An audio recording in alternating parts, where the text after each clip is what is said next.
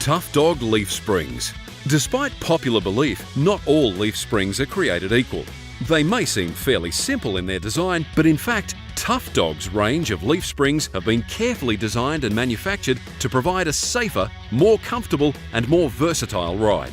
Original equipment springs are designed by the manufacturer to be a jack of all trades and a master of none.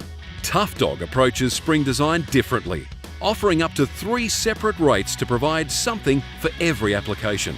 Tough Dog leaf springs are designed to be a truly progressive camber leaf spring. Each leaf in the pack is set slightly higher than the leaf above, so there is contact along the whole length of each leaf. Lesser quality springs don't offer this full-length support, often creating more stress in the leaf pack.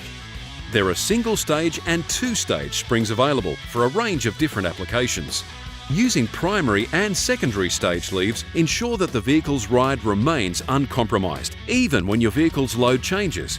As the spring is compromised under load, the heavier second stage leaves come into play, which bolsters the spring rate.